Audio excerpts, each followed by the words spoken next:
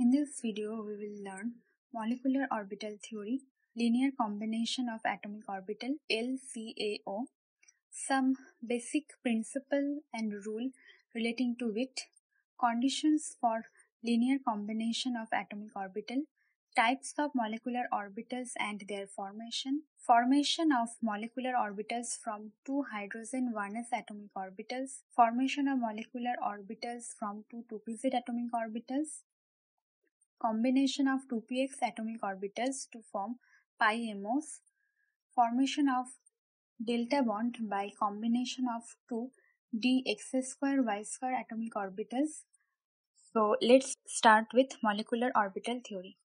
The molecular orbital theory begins with the presumption that the electrons in a molecule do not belong to individual bonds.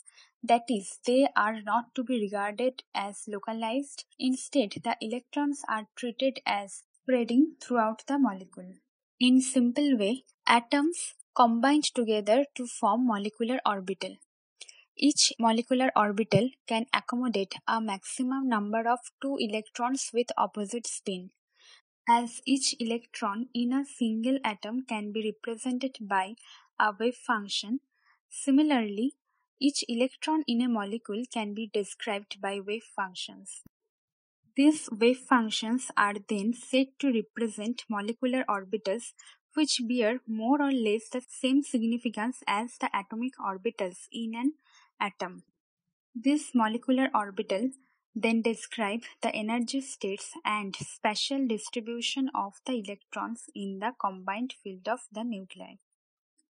These molecular orbitals is applied by the Pauli principle, the Hund's rule of maximum multiplicity, and the Aufbau principle. The Pauli principle says any atomic orbital cannot accommodate more than 2 electrons with the opposite spin. The Hund's rule of maximum multiplicity says pairing of electrons does not take place until all the atomic or molecular orbitals are singly occupied. The Aufbau principle says the atomic orbitals with the lowest energy levels are occupied before those with higher energy levels. So, molecular orbital also holds these characteristics like atomic orbitals. LCAO are useful in the estimation of formation of molecular orbitals in the bonding between the atoms that make up a molecule. The LCAO method works with the idea that when an electron moves around nuclear framework, at any instant of time it will be close to one nucleus and relatively far from others. During this segment of time, the electron may be supposed to be controlled mostly by the nucleus close to it, and its wave function will be given by the wave function of the atomic orbital for that nucleus alone. And the resultant wave function of the electron in the nuclear framework may then be represented by an algebraic sum of the various atomic orbital wave functions for different nuclei in the framework. If an electron is described by the one electron wave function psi A for nucleus A and psi B for nucleus B, then the wave function of the electron in a system containing the two nuclei A and B may be represented by the superposition of psi A and psi B. That is, psi is equal to psi A plus minus psi B. Now, there are certain conditions for linear combination of atomic orbitals. First one is the atomic orbitals must have comparable energies. For example, in homonuclear diatomic molecules, S and P atomic orbitals do not combine to form molecular orbitals as their energy difference is large. This also means that 2p orbital of an atom can combine with another 2p orbital of another atom, but 1s and 2p cannot combine together as they have appreciable energy difference. Then the second one is they must overlap appreciably. The greater the overlap of the atomic orbitals involved, the greater will be the electron probability density between the two nuclei. The third one is they must have the same symmetry with respect to the bonding molecular axis. Atomic orbitals of comparable energy would combine only when they have the same symmetry about the internuclear axis. An s orbital cannot effectively combine with a px or py atomic orbital if the molecular axis lies along the z-axis. This is because the lobe of px orbital is along x-axis and in py orbital it is along y-axis. So when s orbital having molecular axis along z-axis come to overlap with px and py orbital, they will not overlap effectively. So we can conclude that for the formation of proper molecular orbital, proper energy and orientation are required. Proper energy, the two atomic orbitals should have the same energy, and for the proper orientation, the atomic orbitals should have proper overlap and the same molecular axis of symmetry. Now, let us know types of molecular orbitals and their formation. We all know that electron has wave and particle form, and electron stays in atomic orbital. That means we can consider atomic orbital is an electronic wave. Molecular bond consists of two electrons. The waves of two electrons may be in phase out or phase in position. Now, let us consider wave function for one electron is psi a and of another electron is psi b, and the both electron are in a molecular orbital, and the both electron of atom A and B are used in covalent bond formation between atom A and B. So the first case is when the two waves are in phase. It means that they are in same phase and both of them combine to form a wave having higher amplitude than the former. Now in case 2, when the two waves are out phase, that means they are of different phase and they subtract and form a new wave of lesser amplitude than the former. In the first case of wave addition, we get bonding molecular orbitals. The probability of finding the electron in the internuclear region of the bonding molecular orbital is greater than that of combining atomic orbitals. Because in this case, the combining atomic orbital form a cylindrical charge density along the bond axis. The electrons present in the bonding molecular orbital results in the attraction between the two atoms. The bonding molecular orbital has lower energy as a result of attraction and hence has greater stability than that of the combining atomic orbitals. They can be represented by sigma, pi, and delta. In the second case, when the two waves are out of phase, we get a new form of wave after subtraction between the two. This type of out-phase wave overlap results in formation of antibonding orbitals. As the former, that is bonding molecular orbital, created by the attraction between the two atoms, but here this antibonding molecular orbital is created by the repulsion between the two atoms.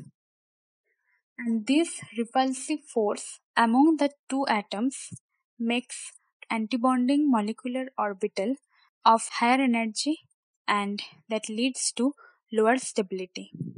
This can be represented by sigma star, pi star, and delta star. Non-bonding molecular orbitals result when two atomic orbitals combine to zero net overlap. This type of molecular orbitals form because the atomic orbitals do not match in symmetry. In simplest view, we can say that when there are an even number of atomic orbitals that all combine to form strong bonding and antibonding orbitals. But if there is an uneven number of atomic orbitals, or if there are some orbitals that don't meet the criteria for bonding, or if the bonding interactions are weak, in that cases there will be molecular orbitals having non-bonding character, and this type of bond is called non-bonding molecular orbital. And the energy of a non-bonding MO is essentially that of the atomic orbitals. Here, even number of atomic orbitals means, for example, 1s orbital of hydrogen atom combines with another 1s orbital of hydrogen atom. On the other hand, uneven number of atomic orbitals mean, for example, 1s orbital of hydrogen atom when combines with 3 2p orbitals of fluorine atom to form HF molecular orbital, then non-bonding molecular orbital is also created. Here is the formation of molecular orbitals from two hydrogen 1s atomic orbitals.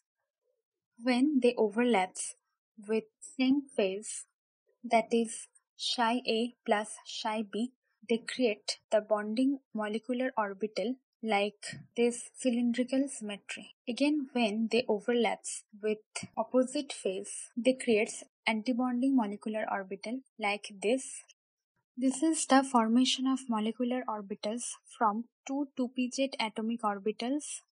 Here, the overlap occurred along this axis and along this orientation. So here the opposite signs of wave functions on the right lobe of 2pz of atom A and the left lobe of 2pz of atom B.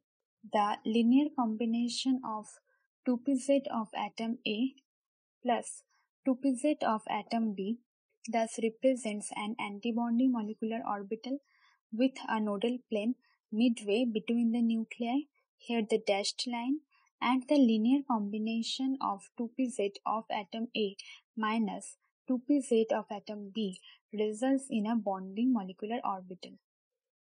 This nodal plane is also present in the previous picture. The nodal plane is created mainly due to the distraction of charge density or the repulsive force among the two atoms. And in this nodal plane, there is less probability of finding electron. That is why this plane is called plane of no electron. So we can say that a general feature of bonding molecular orbital that is it contains a cylindrical charge density due to the attractive force between the atoms, and in antibonding molecular orbital we will find a nodal plane due to the repulsive force among the atoms. Some other combinations of sigma molecular orbitals are also possible, that is pz plus pz, s plus dz square, pz plus dz square, dz square plus dz square, where z axis has taken as internuclear axis in all cases. Here is the combination of 2px atomic orbitals to form pi molecular orbitals. Here the linear combination of 2px of atom A plus 2px of atom B creates pi u2p bonding molecular orbital, and the linear combination of 2px of atom A minus 2px of atom B creates pi star g 2p antibonding molecular orbital. In this case, both bonding molecular orbital and antibonding molecular orbital have nodal plane, but the antibonding pi MO has an additional nodal plane perpendicular to the nodal plane containing the internuclear axis. The molecular orbitals resulting from the 1s atomic orbitals have cylindrical symmetry about the internuclear axis and are called sigma molecular orbitals. Thus, sigma molecular orbitals are formed from overlap between atomic orbitals that have cylindrical symmetry about the internuclear axis. Thus, an s orbital may combine with a p orbital to form sigma molecular orbitals, where z-axis has taken as internuclear axis. Now, the formation of delta bond by combination of two dx2y2 atomic orbitals. In the orbital picture of dx2y2, we can see that the two lobes of dx2y2 are along x and y axis respectively. When the dx2y2 orbital of two atoms overlap side to side along z-axis, they form delta bond. Similar delta bond formation occur when two dxz orbital overlap side to side. Remember, the molecular orbital for a delta bond has two mutually perpendicular nodal planes containing the internuclear axis. Hope you understand everything what I teach you here. If you have any doubt, you can ask in the comment section. And the rest part, that is about homo and heteronuclear diatomic molecules, I will make another video of it.